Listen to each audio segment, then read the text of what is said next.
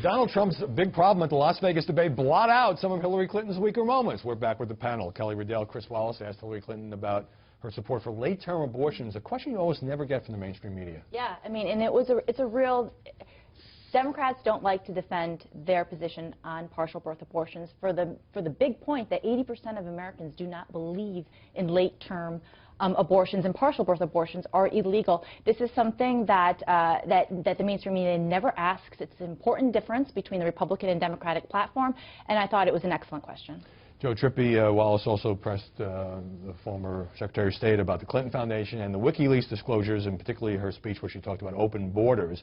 And then she pivoted, as she has done many times on the trail, to saying, well, we shouldn't let Russian hackers, who are presumably behind these WikiLeaks hacked emails, influence our election. Where are the stories saying that she and her team are dodging these questions by always turning it into a story about the Russians? Well, I mean, first of all, she did it in front of everybody in a nationally televised debate where millions of people are watching. Saying it's no secret. Right, and I think the second thing is something Chris Wallace said in your interview.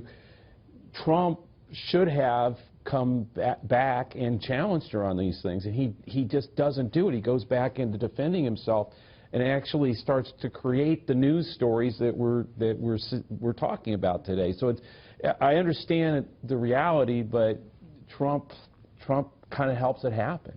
Aaron McPike, Hillary Clinton has kind of disappeared for days before the debates, and at other times when there are huge Trump controversies raging. I'm sure that is a strategy, but it doesn't really draw much press scrutiny. Is that because the press would rather be reporting on Donald Trump because they think he's a juicier story, and many don't like him very much?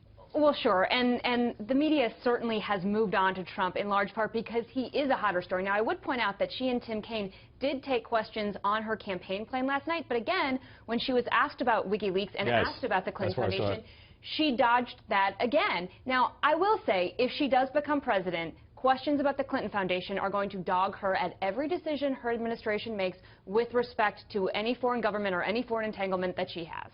All the prognosticators, let me just move on to this in the time remaining, say they look at the map and they say Hillary Clinton could win well over 270 electoral votes, maybe over 350. And Kellyanne Conway, the Trump campaign manager, said on Fox News Sunday this morning, well, this is the same chattering class that's been wrong about Donald Trump for the last year and a half.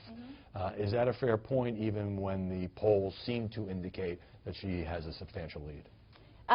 Reporting on the polls and the horse race is always going to happen, and so that's the reporter's job. However, there might be this boomerang effect. Things have been so over the top with Trump, and now there's stories about Clinton, who she's going to name in her cabinet, and if she expects a blowout race, it could come back and hit them in the face in the fact that they're overconfident and it looks arrogant. Candid answer from you. Are we at the point where the press doesn't want to be too aggressive with Hillary Clinton because journalists expect her to win and don't want to antagonize the possible next president and her aides?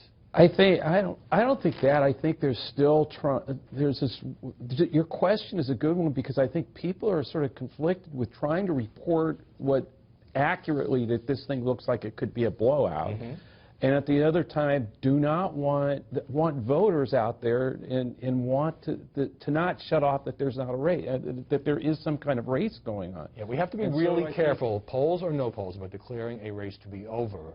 Final thought, Aaron.